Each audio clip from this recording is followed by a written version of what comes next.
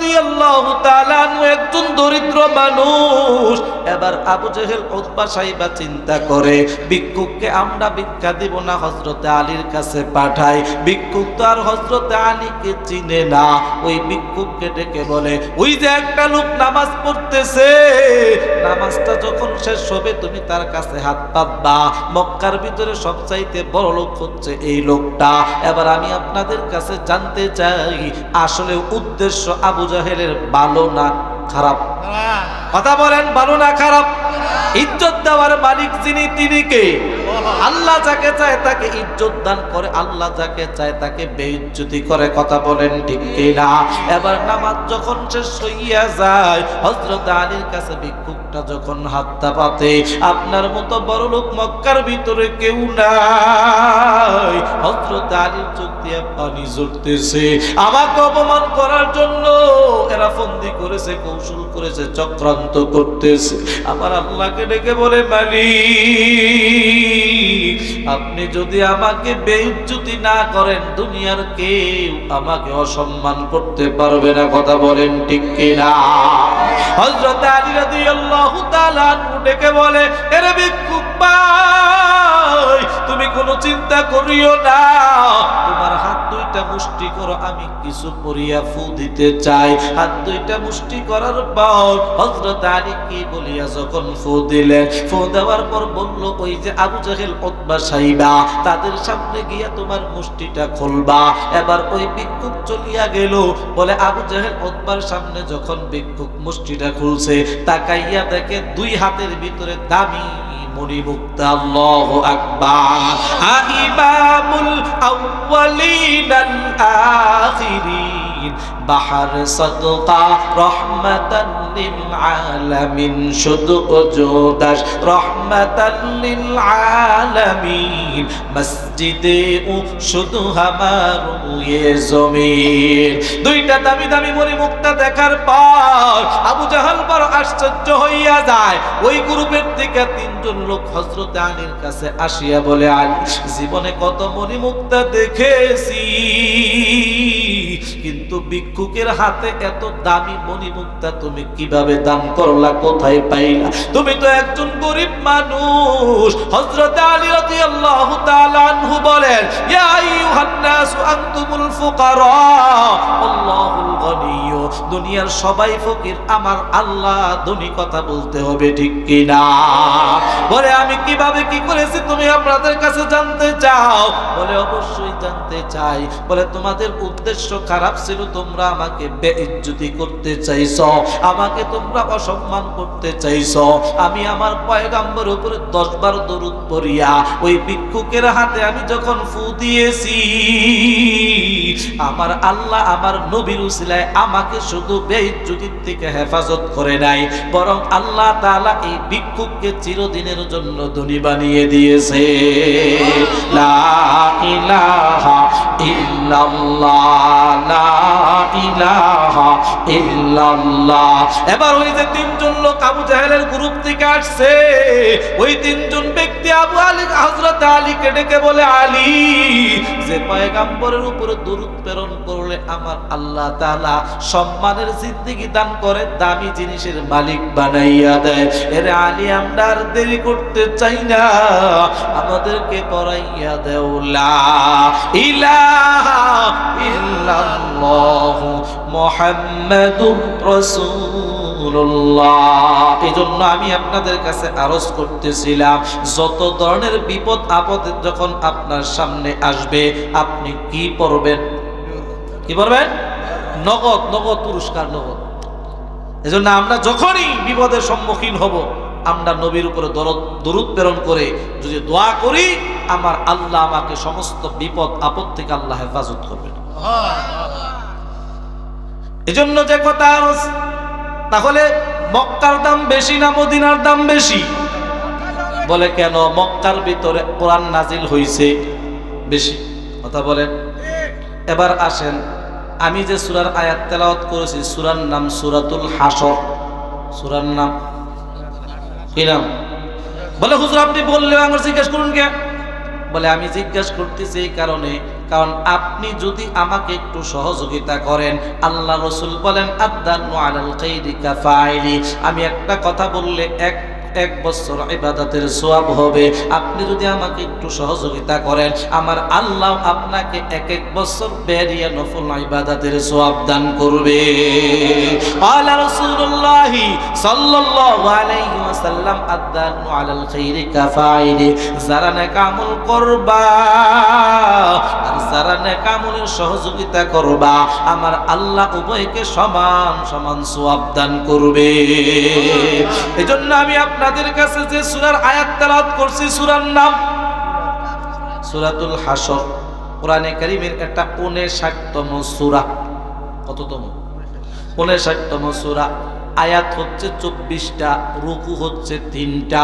সূরাটা নাজিল হইছে মদিনায়। তাহলে কি এটা মাক্কি না মাদানি? কথা বলেন। আয়াত কয়টা? 24টা। আয়াত কয়টা? আয়াত 24টা, রুকু 3টা। এই সূরাতুল হাসরের ফজিলতের ব্যাপারে একটু গলাটা একটু চাইতেছে, ভালো মতো চাইছে, বলতে দেরি, সুবহানাল্লাহ বলতে দেরি না হয়, বুঝছেন তো? ঠিক আছে তো নাকি? প্রস্তুত আছেন তো? তাহলে ডেলিভারিটা দিয়ে দিই। আল্লাহ রাসূল বলেন, কোন বান্দা বান্দি যদি আউযু বিল্লাহিস সামিউল আলিম মিনাশ শাইতানির রাজিম 3 বার বলে, কয়বার? কি বলে? আউযু বিল্লাহিস সামিউল আলিম মিনাশ শাইতানির রাজিম কয়বার? এরপরে সূরাতুল হাসর শেষের 3 আয়াত, হুয়াল্লাহুল্লাযী লা ইলাহা ইল্লাহু, এখান থেকে শেষ পর্যন্ত যদি মাগরিবের পরে পড়েন, প্রস্তুত আছেন তো? দেখা যাবে নাকি প্রস্তুত নিছেন? ফজর পর্যন্ত 70,000 ফেরেশতা তার জন্য দোয়া করবে। সুবহানাল্লাহ। এটা প্রস্তুতি, সুবহানাল্লাহ। এটা প্রস্তুতি, সুবহানাল্লাহ। প্রস্তুত ছাড়া কি ভালো লাগে? এটা হয় নাই, সামনেটা পোষায় দেবেন। 2 নাম্বার পুরস্কার, আল্লাহ রাসূল বলেন, এই আমলটা কইরা যদি মাগরিব থেকে নিয়ে আসার পর্যন্ত ফজর পর্যন্ত কেউ মারা যায়, আল্লাহ তাআলা তাকে শহীদের মর্যাদা দান করবে। সুবহানাল্লাহ। মোটামুটি চলে। এটা গেল রাতে। কেউ যদি ফজরে পরে মাগরিব পর্যন্ত 70,000 ফেরেশতা তার জন্য দোয়া করবে। সুবহানাল্লাহ। দিনের বেলায় মারা গেলে আল্লাহ আপনাকে শহীদের মর্যাদা দান করবে। সুবহানাল্লাহ। রাত দিন কয় ঘন্টা? একটা মানুষের জন্য আল্লাহ তাআলা 1,40,000 ফেরেশতা লাগায় রাখবেন এই আমলটা করলে আপনার দোয়ার জন্য। সুবহানাল্লাহ। আচ্ছা এবার বলেন তো, এই দুনিয়াতে যারা আছে, কেউ কি কথা বলতে পারবো আমাদের কোনো গুনাহ নাই? বলতে পারবো? আমার এই বুকের বাটা নাই, একজন হাত তুলেছে দিয়ে আমার কোনো গুনাহ নাই? সবারই গুনাহ আছে, কারো বেশি কারো, কিন্তু ফেরেশতাদের কোনো গুনাহ, তারা কি নিষ্পাপ, মাসুম। আচ্ছা আমরা যদি একটু অনুষ্ঠান করি, দিনে কোনো কাজ করি, নতুন ঘর করছি, নতুন ব্যবসা শুরু করছি, আমরা কিন্তু আমাদের ইমামের চাইতে আমরা চেষ্টা করি একটু এর চাই ভালো হুজুর আনা নিয়ে। যেত ভালো হুজুর আনুন সে কিন্তু নিষ্পাপ না, কি না? কিন্তু তারপরে আমাদের একদিন যাদের গুনাহ কম তাদের সাথে আল্লাহর সম্পর্কটা বেশি, কিন্তু গুনাহমুক্ত কেউ নাই, কিন্তু ফেরেশতাদের কোনো গুনাহ। কয়জন ফেরেশতা আপনার জন্য দোয়া করতেছে? 1,40,000। সুবহানাল্লাহ নাই? সুবহানাল্লাহ। চিন্তা কর ভাই, যে কোনো আগামীকাল করবো, আগামীকাল করে আজকে করবো, আগামী আমার বাঁচতে কোনো গ্যারান্টি আছে? কোনো গ্যারান্টি আছে? মানুষ তো এখন পোল্ট্রির মতো লাভ দিয়ে মরে যায়। একটা জামানা ছিল মুরব্বীরা ঘরে ঘুরে মরছে, অনেক দিন আছে, মানুষের দোয়া টোয়া নিছে। এখন বালা মানুষ একসাথে চলাফেরা করলাম, সকালবেলায় নাই, কি মুরব্বী খুঁজে পেয়ে না। এই জন্য 1,40,000 ফেরেশতা আপনার জন্য 24 ঘন্টা দোয়া করবে। আচ্ছা এতগুলো ফেরেশতা যদি একজন মানুষের জন্য দোয়া করে, দুনিয়ার কোনো আফত আর বিপদ তার কাছে ধরতে পারবো? আর আপনি যদি শহীদের মর্যাদা নিয়ে কবরে যান, আল্লাহ আপনার কবরটাকে জান্নাত বানিয়ে দেবেন। এজন্য আমল করার দরকার নাই তো? আছে কি নাই? কারা কারা আমল করবো? 2 হাত দেখতে চাই। লিল্লাহে তাকবীর, লিল্লাহে তাকবীর। কোরআন সুন্নাহর আলো, নারে তাকবীর। সুন্দর একটা কাহিনী শোনাম আপনাদের, তৈরি করতেছে আগে, তা না হলে তো মজা লাগবে না। কি বলেন? সরাসরি ঢুকলে মজা লাগবো? হ্যাঁ, সরাসরি ঢুকলে মজা লাগবে। তাহলে এই আমলটা আমরা করবো তো ইনশাআল্লাহ। আমি তাহলে সূরাতুল হাসরের আয়াত তেলাওয়াত করছি 18 নম্বর। কয় নম্বর? এক লোকে 7 দিন তাফসীর শুনছে। কয় দিন? সপ্তম দিন তারা জিজ্ঞাসা করা হয়েছে যে আচ্ছা তুমি কি শুনলা? বলে 7 দিন তাফসীর শুনে বুঝছি যে ইউসুফ মহিলা। নাউজুবিল্লাহ নাই, ইউসুফ নবী বলে কি কয়দিন শুনছে? আরে যদি ইন্না লিল্লাহ 7 দিন যদি তাফসীর শুনে এটা হয়, হ্যাঁ বুঝছে ইউসুফ নবী কি। বলে সামনে বছর কি করবা? বলে সামনে বছর এসে হুজুর জিজ্ঞাসা করবো জুলাইখা পুরুষ না মহিলা। সামনে বছর জিজ্ঞাসা করবো জুলাইখা পুরুষ না মহিলা। চিন্তা করছেন ওয়াজ শোনার সাইজটা কি? এই জাতীয় ওয়াজ শুনলে জীবনে কাজ হবে? দাদার নাতি গেছে ওয়াজ শুনতে, বলছে দাইমি ফরজ 3টা। দাইমি ফরজ পুরুষের কয়টা? 1 নম্বর কি করা? ইমানি হালতে 24 ঘন্টায় থাকা। 2 নম্বর সতর ডাকা। সতর কোন থেকে কোন পর্যন্ত? নাভির উপর থেকে নিয়ে হাঁটুর নিচ পর্যন্ত। এরপরে অধীনস্থ মহিলাদেরকে পর্দায় রাখা, এটা হচ্ছে দাইমি ফরজ পুরুষের জন্য। নাতি 3টা কথা মুখস্থ করে রওনা হয়েছে দাদার সাথে। নদী পার হইয়া যাওয়া লাগে, রাতের গভীরে তাকাইয়া দেখে নদীর ভিতরে কোনো নৌকা। নাতি বলে এপারে চাচার বাসা আছে, থাইকা যায়। তুই পাগল হইছস? বলে তাহলে কি করবেন? তুই আমার পিছনে পিছনে আয়। দাদা যতই পানিতে নামে ততই কাপড় তোলে। নাতি চিন্তা করছে দাদার অবস্থা তো ভালো না। এক পর্যায়ে দেহে হাঁটুর উপরে কাপড় তুলে ফেলাইছে। এবার নাতি চিৎকার মারছে, দাদা তাজা ওয়াজ শুনে নিলাম, হাঁটুর উপরে কাপড় তোলা এটা কিসের কাম? কিসের কাম? গুনার কাম। এক পর্যায়ে দেখে দাদা মাথার মধ্যে লুঙ্গি দিয়া পাগড়ি বাঁধছে। বলে ইন্না লিল্লাহ।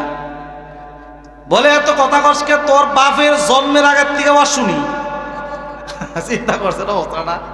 এই জাতীয় কিছু ঠেড়া বুড়া আছে কি নাই? জন্মের আগের থেকে আসলে আপনার লাভটা হয়েছে কি করে? বলে এই জন্যই তো তখন মতো চ্যাংরা ছাড়া নিয়ে ওয়াজ শুনতে যাই না। আজকে 30টা বছর যাবত ওয়াজ শুনি, একটা ওয়াজও কিন্তু নদী পার করি নাই।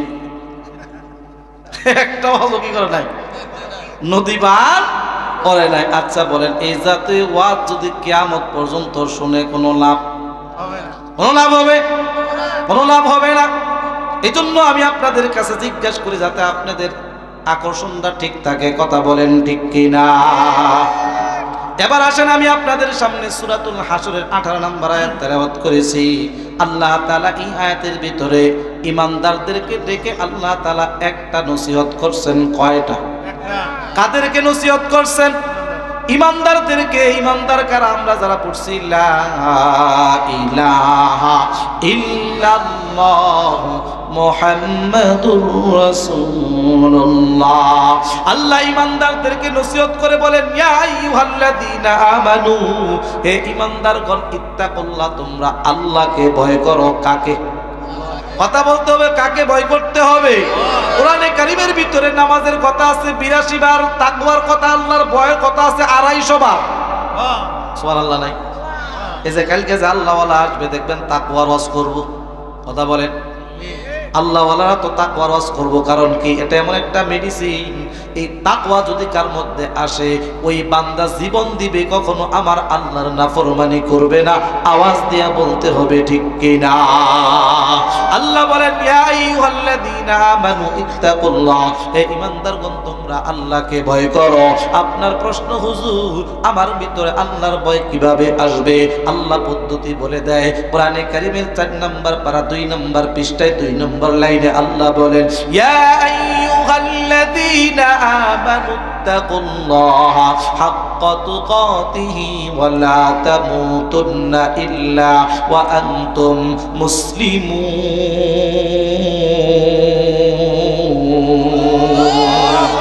সিল্লাল্লাহু আল্লাহু আকবার। আল্লাহ বলেন, হে বান্দা, আল্লাহকে যথাযথ ভয় কর। বলে আল্লাহর ভয় আমার দিলে কিভাবে আসবে? বলে মুসলমান না হইয়া মৃত্যুবরণ করিও না। এক কথায় মৃত্যুর কথা স্মরণ করো, ফিকির করো। 24টা ঘন্টা যে বান্দা মৃত্যুর কথা স্মরণ করবে, ওই বান্দা গুনার দ্বারের কাছেও যাইতে পারবে না। কথা বলেন ঠিক কিনা? এই যে 11 নম্বর পারায় 5 নম্বর পৃষ্ঠা আল্লাহ বলেন, ইয়া আইয়ুহাল্লাযীনা আমানু ইত্তাকুল্লাহ ওয়া কুনু মা'আস সাদিকিন।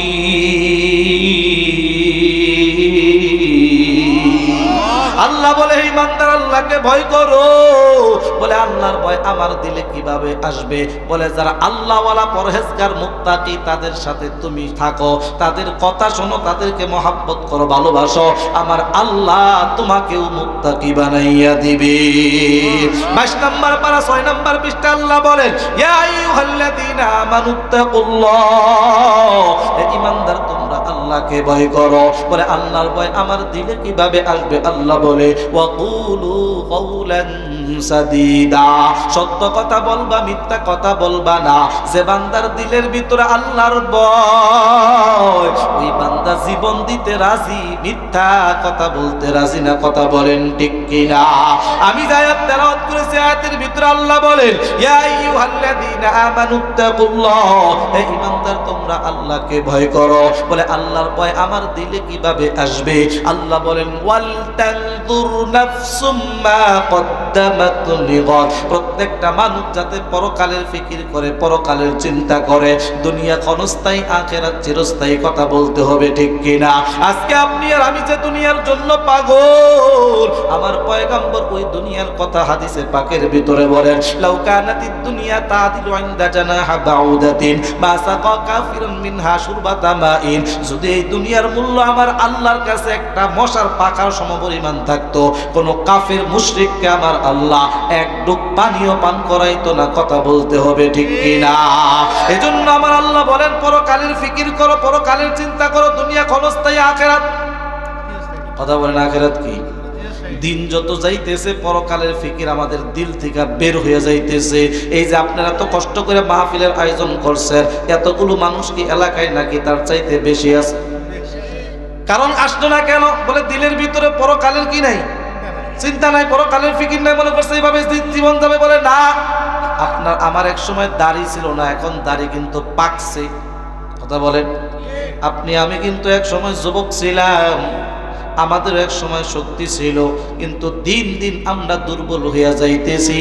এর মানে আপনি আর আমি কবরের দিকে রওনা হয়েছি। কথা বলেন ঠিক কিনা? বাজারে মানুষের অভাব নাই, মসজিদে মানুষই নাই। কথা বলেন। বাজারে মানুষের অভাব নাই, মাহফিলে কই নাই, মানুষ নাই। বলে কেন? বলে পরকালের ফিকির নাই। এক লোকের বয়স 100 বছর। কত? মুরব্বীর বয়স কত?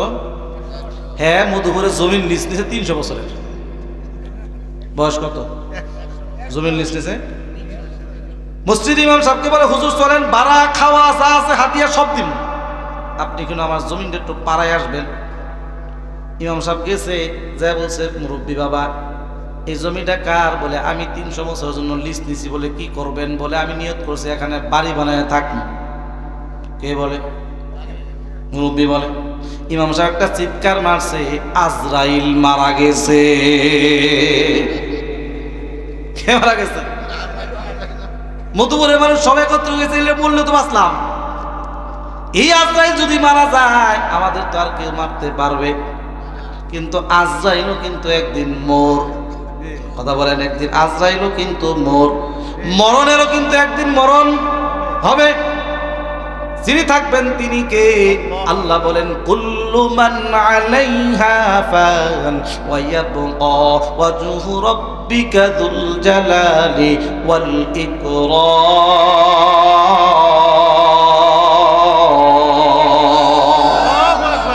মা ইনদাকুম ইয়ানফাদু ওয়া মা ইনদাল্লাহি বা, তোমাদের কাছে যা কিছু আছে সব কিছুই ধ্বংসশীল, আমি আল্লাহর কাছে যা আছে সব কিছু চিরস্থায়ী। কথা বলেন ঠিক কিনা? এলাকার সব মানুষগুলো একত্রিত হয়ে বলে হুজুর আজরাইল মারা গেছে। বুঝলাম না। বলে কথার মধ্যে একটু ব্যাখ্যা আছে। বলে কি ব্যাখ্যা? বলে দেখেন মুরব্বীর বয়স 100 বছর, মুরব্বী মধুপুরে জমিনের লিজ নিছে কত, আবার বলে এখানে বাড়ি বানায় থাকতে চায়। আমি তখন মনে করলাম মনে হয় এই মুরব্বীর কাছে আজরাইলের মরার খবর আছে। তা না হলে এই মুরব্বী বয়সে কমসে কম বাড়ি বানানোর কথা চিন্তা করার কথা না, এই মুরব্বী তো এখন কবরের কথা চিন্তা করার কথা বলেন ঠিক কিনা? এরে মুসলমান, আপনারা সকলে সচেতন, মধুপুরের মুসলমান অসচেতন না সজাগ। আপনারা যখন পড়ালেখা করছেন, পরীক্ষা দিয়েছেন, 3 ঘন্টা যে পরীক্ষার সময় সর্বশেষ যে ঘন্টাটা, এটা একটু গুরুত্ব কম ছিল না বেশি? 2 ঘন্টা আপনি অনেককেই বলে দিয়েছেন, অনেককে লেখাও দিয়েছেন, কিন্তু শেষ ঘন্টা যখন, তখন আপনি মাথা কোনো দিকে ঘুরান। কেন ঘুরান নাই? কারণ আমার শেষ ঘন্টা চলতেছে, এখন আমার প্রশ্নের অনেক উত্তর বাকি আছে কি নাই? এরে বাবা, আমি আপনার হাতে ধরি, পায়ে ধরি, আমাদের জীবনের 2-3 ভাগের 2 ভাগ চলে গেছে, শেষ ঘন্টা কিন্তু চলতেছে। এখন তো দোকানে আড্ডা দেওয়ার কথা না, এখন তো টিভি দেখার কথা না, এখন তো ঘরের ভিতরে বসার কথা না, এখন তো বেশির থেকে বেশি আমার আল্লাহর কথা স্মরণ করার কথা বলতে হবে, ঠিক কিনা? এরে ভাই, আমাদের গুনার কোনো অভাব নাই, অথচ যাদের কোনো গুনাহ ছিল না তারা ছিল নিষ্পাপ মাসুম, তারা হচ্ছে নবী এবং রাসূল। যত নবী এবং রাসূল দুনিয়াতে আসছে, সমস্ত নবী এবং রাসূলের মধ্যে আমার আল্লাহ আমার নবীকে সব চাইতে দামি বানাইছে, কথা বলতে হবে ঠিক কিনা? আমার পয়গম্বরের কথা সমস্ত মাখলুকাত শুনতো, আজকে উম্মত হইয়া নবীর কথা শুনতে পারলাম না। যারা নবীর কথা শুনছে, বলেন আমার আল্লাহ তাদেরকে দামি বানাইছে কিনা, কথা বলেন ঠিক কিনা? আমার পয়গম্বর কোথাও যাইতেছেন, হাদিসের রাবি আব্দুল্লাহ ইবনে ওমর বলেন, একজন গ্রাম্য বেদুইনের সাথে আল্লাহ রাসূলের সাক্ষাৎ হইয়া যায়। আমার পয়গম্বর ওই লোকটাকে কালেমায়ে শাহাদাতের দাওয়াত দিলেন। ওই লোকটা বলে, মুহাম্মদ আপনি যে নবী, এর কোনো দলিল আছে কিনা? বলে, তুমি কি দলিল চাও বলো। ওই লোকটা বলে, এমন একটা দলিল চাও যে দলিল মুহাম্মদ দিতে পারবে না। এবার ওই লোকটা বলে, ওই যে দূরে একটা গাছ দেখা যায়, ওই গাছটা আপনার সামনে আসিয়া যদি আপনার ব্যাপারে সাক্ষী দেয়, তাহলে আমি কালেমা পড়ে মুসলমান হইয়া যাব। এবার আপনার কাছে জানতে চাই, ওই গাছ আমার নবীর কথা শুনবে কি শুনবে না? কথা বলতে হবে, শুনবে কি শুনবে না? কিন্তু এই লোকটা মনে করছিল গাছ তো নবীর কথা শোনার কথা, কথা বলেন, শোনার কথা। আব্দুল্লাহ ইবনে ওমর বলে, গাছের সাথে কোনো কথাও বলে নাই, শুধু ইশারা করছে। ইশারা করতে দেরি, ওই গাছটা তার শিকড় সহ আমার নবীর সামনে দাঁড়াইতে দেরি করে নাই। আল্লাহু আকবার বলে, ওই গাছটা শুধু দাঁড়ায় নাই, হাদিস সাক্ষী দেয়, ওই গাছটা আসিয়া আপনার আমার পয়গম্বরকে সালাম দেয়, আসসালাতু ওয়াসসালামু আলাইকা ইয়া রাসূলুল্লাহ, আসসালাতু ওয়াসসালামু আলাইকা ইয়া হাবিবাল্লাহ।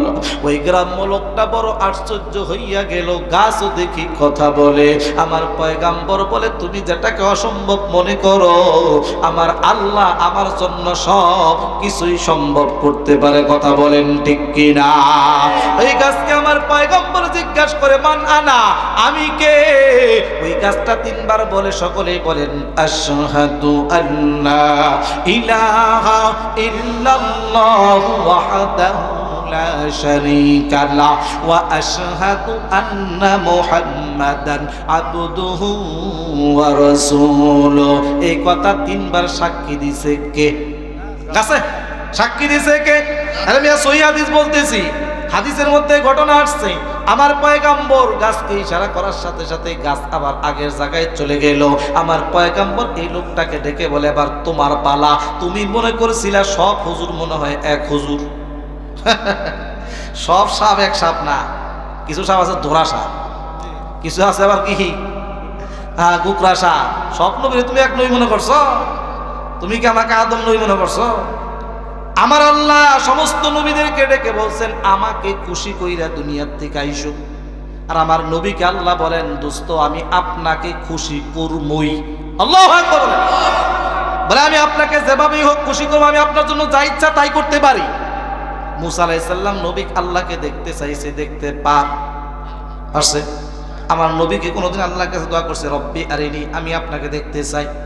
আমার আল্লাহ বলে, দোস্ত আপনি আমাকে দেখতে চাইতে হবে না, আমি আল্লাহ আপনাকে দেখতে চাই। আল্লাহু আকবার বলে, আমার পয়গম্বর ওই লোকটাকে ডেকে বলে, ভাই তুমি আমার সাথে ওয়াদা করছো যদি আমি দলিলটা দিতে পারি তুমি কালেমা পড়ে মুসলমান হইয়া যাবা। ওই লোকটা ডেকে বলে, পয়গম্বর আমি আর দেরি করতে চাই না, আপনি আমাকে পড়াইয়া দেন না। ইলাহা ইল্লাল্লাহু মুহাম্মাদুর রাসূলুল্লাহ, লা ইলাহা জোরে লা ইলাহা ইল্লাল্লাহ, লা ইলাহা ইল্লাল্লাহ, লা মা'বুদা ইল্লাল্লাহ, লা মা'শুকা ইল্লাল্লাহ, লা ইলাহা ইল্লাল্লাহ। আপনার আমার পয়গম্বর পরকালের সব সময় ফিকির করতেন, চিন্তা করতেন, কথা বলেন ঠিক কিনা? যার আগে এবং পরে কোনো গুনাহ ছিল না, ওই পয়গম্বর 24টা ঘন্টায় পরকালের ফিকির করতেন, কথা বলেন ঠিক কিনা? কিতাবের নাম 25 নবীর কাহিনী। এই কিতাবের 71 নম্বর পৃষ্ঠায় আপনার আমার পয়গম্বর দুনিয়া থেকে চলে যাবে মাত্র 5 দিন বাকি। কয়দিন? কথা বলেন, কয়দিন বাকি? আপনার আমার পয়গম্বর বলে মদিনাতে একটা গোরস্থান আছে জান্নাতুল বাকি। ওই জান্নাতুল বাকিতে লম্বা সময় আল্লাহ রাসূল দোয়া করিয়া বাড়ির দিকে যখন রওয়ানা, আপনার আমার পয়গম্বরে প্রচন্ড জ্বর শুরু হইয়া যায়, প্রচন্ড মাথা ব্যথা শুরু হইয়া যায়। আমার পয়গম্বর এক পর্যায়ে রুমালটা বের করে মাথার ভিতরে বাঁধলেন যাতে ব্যথাটা কমে, কিন্তু ব্যথাটা কমতেছে না, আস্তে আস্তে মাথা ব্যথা বাড়তেছে। হযরত আবু সাঈদ খুদরি দূর থেকে তাকাইয়া দেখে আমার নবী হাঁটতে পারতেছে না, কাছে আসিয়া দেখে আমার নবীর মাথার ভিতরে একটা ছোট্ট রুমাল বাঁধা। আমার পয়গম্বরকে হযরত আবু সাঈদ খুদরি বলেন, ইয়া রাসূলুল্লাহ মাথার ভিতরে রুমাল বাঁধা বুঝতে পারলাম না। আমার পয়গম্বর বলে, প্রচন্ড মাথা ব্যথা, প্রচন্ড জ্বর সহ্য করতে পারতেছি না, মাথা ব্যথা যাতে একটু কমে এজন্য আমি রুমালটা বাঁধছি। আমার পয়গম্বর এই কথা বলার সাথে সাথেই হযরত আবু সাঈদ খুদরি বলেন, আমি আমার হাতটা নবীর রুমালের উপরে রাখার সাথে সাথে আমার হাতটা এত গরম হইয়া যায় আমি হাতটা রাখতে পারলাম না। পয়গম্বরকে জিজ্ঞাসা করলাম, ইয়া রাসূলুল্লাহ রুমাল যদি এত গরম হয় আপনার ভিতরে কত গরম? আমার পয়গম্বর চোখের পানি ছেড়ে কাঁদে আর বলে, আবু সাঈদ আমার বড় কষ্ট হইতেছে, আমি একা একা বাড়ি পর্যন্ত যেতে পারবো না। হযরত আবু সাঈদ খুদরি বলেন, নবী চিন্তা করবেন না, আমি বাড়ি পর্যন্ত আপনাকে দিয়ে আসবো। হযরত আবু সাঈদ বলেন, আমি আল্লাহ রাসূলকে নিয়ে বাড়িতে গেলাম, বড় একটা পাথরের উপর বসানোর পর নবীর পুরা শরীরটা কাঁপাকাঁপি শুরু হইয়া যায়। আম্মা জানকে ডেকে বলে, মা নবী একা একা বসে থাকতে পারবে না, বড় কষ্ট হইতেছে, আমি চলিয়া যাইতেছি, আপনি তাড়াতাড়ি আসেন। আম্মা জান আয়েশা বলে, আমি আসতেছি। হযরত আবু সাঈদ খুদরি বাড়িতে চলে যায়। আম্মা জান আয়েশা সিদ্দিকা নবীর কাছে আসতে আসতেই আমার পয়গম্বর বেহুশ হইয়া জমিনে পড়িয়া যায়। আমার পয়গম্বরের কাছে আম্মা জান আসিয়া বলে, ইয়া রাসূলুল্লাহ ইয়া হাবিবাল্লাহ আমি আয়েশা আপনার কাছে হাজির। কিন্তু আমার নবী কোনো কথা বলে না। আম্মা জান আয়েশা সিদ্দিকা আকাশের দিকে তাকাইয়া চোখের পানি ছেড়ে কান্দে, আমার আল্লাহকে ডেকে বলে, আল্লাহ। একটু আওয়াজ দিয়া বলা যাবে কি আল্লাহ? আম্মা জান আয়েশা সিদ্দিকা চোখের পানি ছেড়ে কান্দে, আল্লাহকে ডেকে বলে, আল্লাহ। মনে হইতেছে আমার নবী দুনিয়া থেকে বিদায় হয়ে গেছে। আল্লাহ বলে, আয়েশা নবী বিদায় হয় নাই, নবীর মাথায় পানি ঢালতে শুরু করিয়া দাও।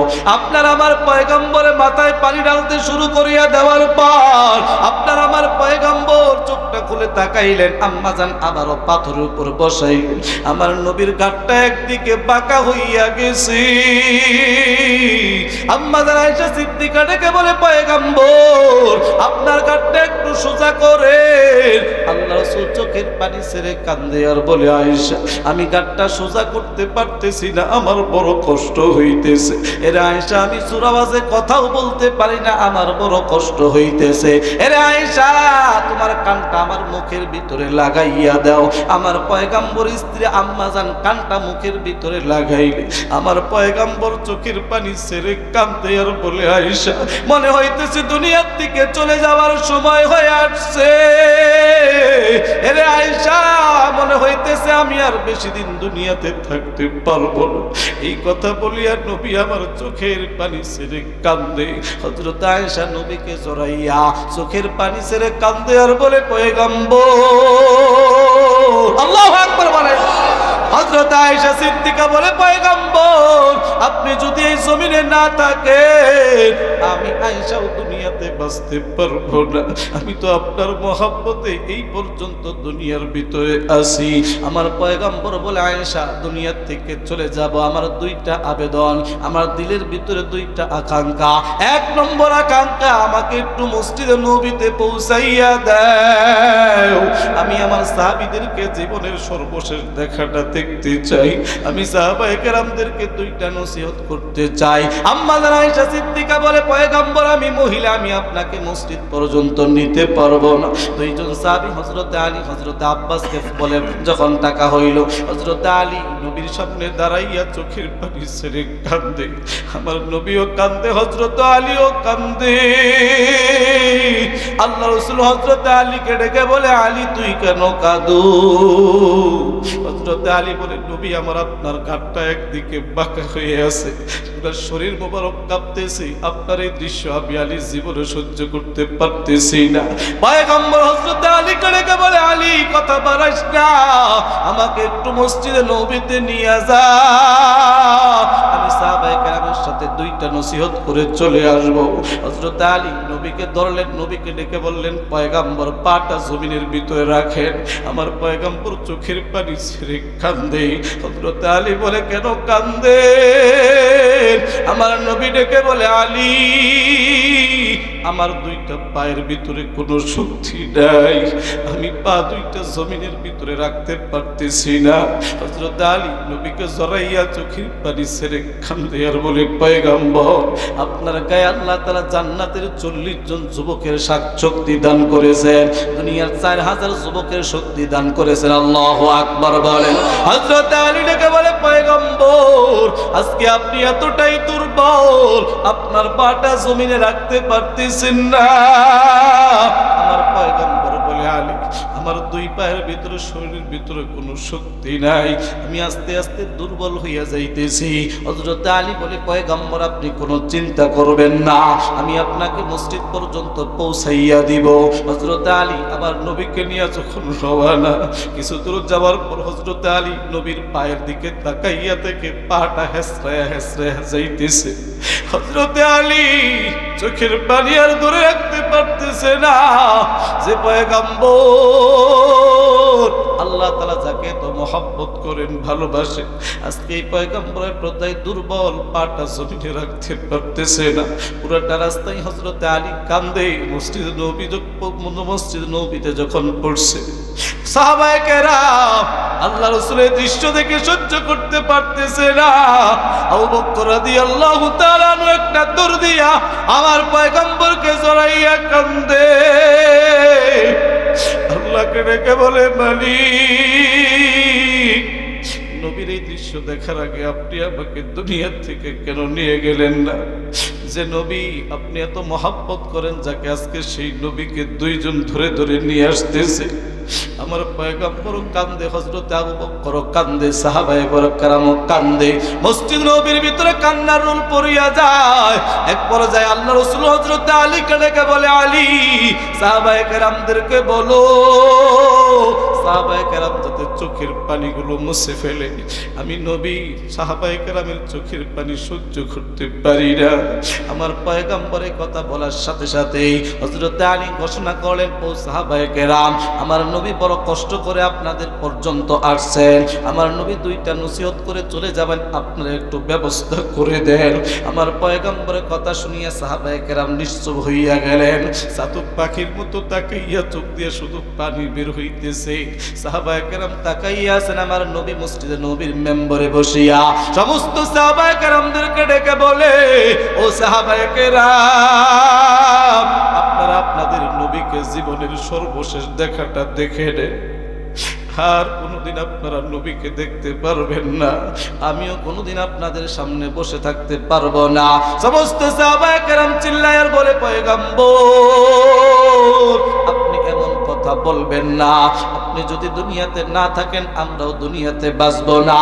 আমার পয়গম্বর 1 নম্বর নসিহত শুরু করে দিলেন, ও সাহাবায়ে কেরাম 63টা বছর আমি আপনাদের মাঝে ছিলাম, আমার যদি কারো কাছ থেকে টাকা পয়সা ধার নিয়ে থাকি আপনারা আমার কাছ থেকে টাকাগুলো চেয়ে নিতে পারেন। সাহাবায়ে কেরাম বলেন, পয়গম্বর আপনার কাছে আমরা কোনো টাকা পাই না, পাইলেও মাফ করে দিলাম। আমার পয়গম্বর সাহাবায়ে কেরামকে বলেন, ও সাহাবায়ে কেরাম 63টা বছর আমি আপনাদের কাছে ছিলাম, আমার হাতের দ্বারা, আমার পায়ের দ্বারা, আমার জবানের দ্বারা কেউ যদি কষ্ট পেয়ে থাকে আল্লাহর হস্তে আমি নবীকে আপনারা মাফ করে দেন।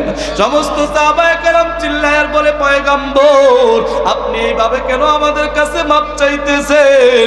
আমরা ছিলাম জাহান্নামের আসামি, আপনি আমাদের হাতে ধরিয়া পায়ে ধরিয়া কালেমার মালাটা আপনি পরাইছেন, এই দাওয়াতের কাজ করতে গিয়া আপনি জীবনে কত নির্যাতন হয়েছেন, কত নিষ্পেষিত হয়েছেন। এমনকি মক্কাতে যখন এই মাসের ভিতরেই হযরতে বলে খাদিজাতুল কুবরা দুনিয়ার থেকে চলিয়া যায়, আবু তালেব যখন চলিয়া যায় দুনিয়ার থেকে, আমার পয়গম্বর কার কাছে যাবে, কোথায় যাবে? আমার পয়গম্বর তায়েফে চলে গেলেন, ওই তায়েফে হালিমাতুস সাদিয়ার দুধ পান করেছেন। আমার পয়গম্বর চিন্তা করলেন তায়েফে আমার মামারা থাকে, ওই জায়গায় যে যদি আমি কালেমার দাওয়াতটা দিতে পারি, তারা যদি কালেমাটা পড়ে তাহলে আমার জন্য দ্বীনের কাজ করা সহজ হবে। আমার পয়গম্বর 60 কিলোমিটার রাস্তা যায়েদ ইবনে হারেসকে নিয়ে হেঁটে হেঁটে তায়েফে চলে গেলেন। আমার পয়গম্বর 3 জন বড় লোকের কাছে দাওয়াত দিলেন, ওই লোকেরা দাওয়াত কবুল করবে তো দূরের কথা, আপনার আমার পয়গম্বরকে ডেকে বলেন, এই মুহূর্তে তুমি আমাদের তায়েফ থেকে বের হইয়া যাবা।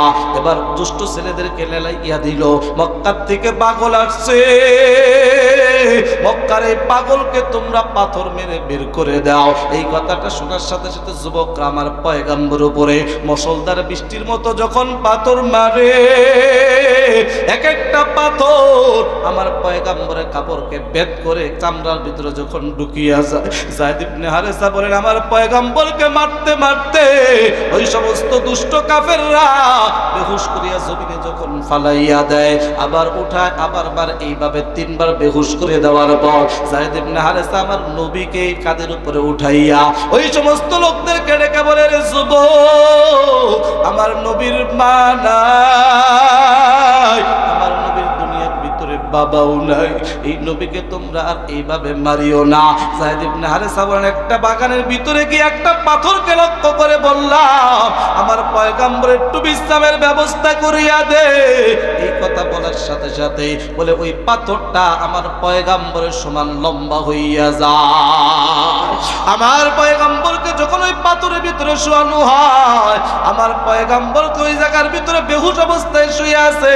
যায়েদ ইবনে হারেসা বলেন, আমি স্পষ্ট আওয়াজ শুনতেছি, বলে পাথর থেকে মানুষের মতো কান্নার আওয়াজ শোনা যাইতেছে, পাথর পর্যন্ত কান্নাকাটি করতেছে। যায়েদ ইবনে হারেসা বলেন, এরে দুনিয়ার মানুষ, আমার পয়গম্বরকে ওই জায়গার ভিতরে শুয়ে রাখছি, আমার পয়গম্বরের কষ্ট, এই নির্যাতন পাথরও সহ্য করতে পারে নাই। সাহাবায়ে কেরাম বলেন, পয়গম্বর দাওয়াতের কাজে আপনি অনেক কষ্ট করেছেন, আপনি আমাদের কাছে এইভাবে মাপ চাইেন না। আপনার আমার পয়গম্বর বলে, ও সাহাবায়ে কেরাম, আমি দুনিয়ার থেকে চলে যাব, আমি পরকালের ফিকির করতেছি। সমস্ত সাহাবায়ে কেরাম ডেকে বলেন, পয়গম্বর আমরা আপনাকে মাফ করে দিলাম। বলে এই কথাটা শুধু মুখে বললে হবে না, 3 বার বলা লাগবে। 3 বার বলার পর আমার পয়গম্বর শাহাদত আঙ্গুলি আকাশের দিকে উঠাইয়া আপনার আমার পয়গম্বর আল্লাহকে ডেকে বলে, আল্লাহ। জোরে একটা ডাক দিবেন কি? আল্লাহ। মুসলমানের আওয়াজে বলেন, আল্লাহ। আমার পয়গম্বর আল্লাহকে ডেকে বলেন, আল্লাহ আপনি সাক্ষী থাকেন, সব সাহাবায়ে কেরামের কাছ থেকে মাপ নিয়েছি, আমি আবার বাড়ির দিকে রওনা হব। আমি দুনিয়ার থেকে যদি এখন চলিয়া যাই আমার কোনো সমস্যা নাই, কিন্তু আপনার আমার পয়গম্বর মুসলিম নবীর কোনার দিকে তাকাইয়া দেখে একজন যুবক সাহাবী দাঁড়াইয়া আছে।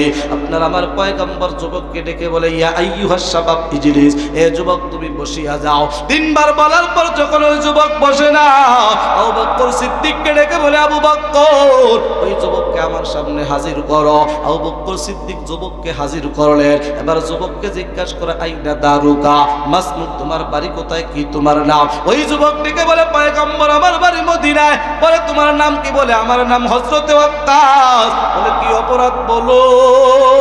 হযরতে ওয়াক্কাস বলে পয়গাম্বর, যুদ্ধের ময়দানে চামড়ার একটা চাবুক দ্বারা আমার গায়ে আপনি আঘাত করেছিলেন, এখনো ব্যথাটা আমি অনুভব করতেছি। আমার পয়গাম্বর চোখের পানি ছেড়ে কান্দে আর বলে, সাহাবী, আজ পর্যন্ত আমি হাত দ্বারা কারো শরীরের ভিতরে আঘাত করি নাই, অথচ তুমি বলতেছো আমি তোমার গায়ে আঘাত করেছি। ওই সাহাবী ডেকে বলেন, পয়গাম্বর, আপনার যদি বিশ্বাস না হয় কাপড়টা সরাইয়া দেখাইতে চাই। আমার পয়গাম্বর বলে, দেখানো লাগবে না, আমি বিশ্বাস করলাম আমি তোমার গায়ে আঘাত করছি, এবার তুমি কি করবা বলো। ওই সাহাবী ডেকে বলে, পয়গাম্বর, আমি মাফ করতে পারবো না। আমার পয়গাম্বর বলে, আমি তো মাফ নেওয়ার জন্য এই জায়গায় আসি, আমি পরকালের যাত্রী, পরকালের ফিকিরে আসি, যেভাবেই হোক তোমার কাছ থেকে আমি মাফ নিব। আমার পয়গাম্বর সাহাবীকে ডেকে বলে, ওয়াক্কাস, বাড়িতে চলিয়া যাও, চামড়ার একটা চাবুক নিয়ে আসিয়া আমি নবীর পিঠে আঘাত করো, এরপরে আমি চলিয়া যাব। এই কথাটা সাহাবায়ে কেরাম শোনার সাথে সাথে চিল্লায়া দাঁড়ায়া গেলেন। পয়গম্বরকে বলে, ইয়া রাসূলুল্লাহ, ইয়া হাবিবাল্লাহ, আমরা সাহাবায়ে কেরাম এই জমিনে থাকতে আপনার গায়ে চামড়ার চাবুকের আঘাত তো দূরের কথা, আপনার গায়ে ফুলের টোকাও দিতে দিব না, কথা বলেন ঠিক কিনা?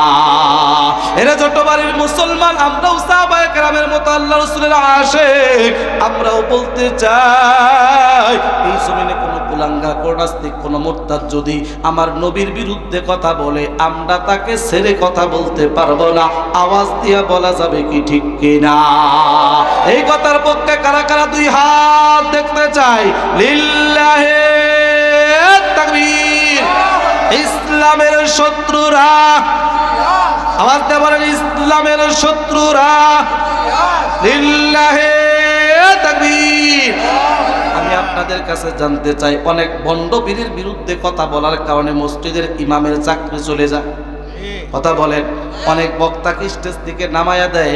আমি আপনাদের কাছে জানতে চাই, পীরের চাইতে কি নবীর দাম কম? আওয়াজ দিয়ে বলেন, নবীর দাম কম? দলের বিরুদ্ধে কথা বললে স্টেজ থেকে বক্তা নামায়া দেয়, মাহফিল বন্ধ করে দেয়, এমন ঘটনা বাংলাদেশে ঘটছে কি, এখনো ঘটতেছে কিনা? আমি আপনাদের কাছে জানতে চাই, দলের চাইতে কি ইসলামের দাম কম? কথা বলেন। সুতরাং কোন কুলাঙ্গার, কোন নাস্তিক, কোন মুরতাদ যদি নবীর বিরুদ্ধে কথা বলে, আপনি মসজিদে জিকির করবেন, ওই জিকিরের এক পয়সাও দাম নাই, কথা বলেন ঠিক কিনা? আপনি তাবলীগ করবেন, ওই তাবলীগের দাম নাই, আপনি যা কিছু করেন দাম নাই। যখনই আমার নবীর বিরুদ্ধে কেউ কথা বলবে, আপনি নামাজ পড়েন বা না পড়েন, দাঁড়িয়ে রাখছেন অথবা রাখেন নাই, তখন সকলেই একত্রিত হইয়া ওই কুলাঙ্গার নাস্তিকের বিরুদ্ধে আওয়াজ তুলতে হবে। আমরা এমন কুলাঙ্গার নাস্তিককে বাংলার জমিনে থাকতে দিব না, কথা বলতে হবে ঠিক কিনা? চিল্লা বলেন ঠিক কিনা? কারণ নবীর সুপারিশ ছাড়া জান্নাতে যাওয়ার কোনো সুযোগ নাই। নবীর সুপারিশ ছাড়া জান্নাতে যাওয়া যাবে না। নবীর মহব্বত ছাড়া ঈমান আপনার পরিপূর্ণ হবে না। কালেমার দুইটা অংশ, একটা অংশ লা ইলাহা ইল্লাল্লাহ, দুই নম্বর অংশ মুহাম্মাদুর রাসূলুল্লাহ, কথা বলেন ঠিক কিনা? কারণ আল্লাহ রাসূলকে মহব্বত করা, ভালোবাসা, এটাও ঈমানের একটা অংশ, কথা বলতে হবে ঠিক কিনা? যারা আল্লাহর বিরুদ্ধে, ইসলামের বিরুদ্ধে, নবীর বিরুদ্ধে, হক্কানি পীর বিরুদ্ধে, দাওয়াত ও তাবলীগের বিরুদ্ধে, উলামায়ে কেরামের বিরুদ্ধে কথা বলবে, বলে তাদের কোনো ধর্মের পরিচয় নাই, দেশের পরিচয় নাই, বংশের পরিচয় নাই, তাদের পরিচয় একটা, তারা ইসলামের শত্রু, বাংলাদেশের শত্রু, স্বাধীনতার শত্রু, কথা বলতে হবে ঠিক কিনা? আমরা এদের দৃষ্টান্তমূলক শাস্তি চাই কি চাই না? এই জমিনে বাবার বিরুদ্ধে কথা বলছে, অন্য দেশ থেকে আসামিদেরকে আনিয়া ফাঁসি দেওয়া হয়েছে। আমার নবীর বিরুদ্ধে যদি কেউ কথা বলে, আমরা সর্বোচ্চ শাস্তি তাদের ব্যাপারে আমরা ফাঁসি চাই, কথা বলেন ঠিক কিনা? এই কথার পক্ষে কারা কারা দুই হাত দেখতে চায়? নারে তাকবীর। ইসলামের শত্রুরা, ইসলামের শত্রুরা, নারে তাকবীর।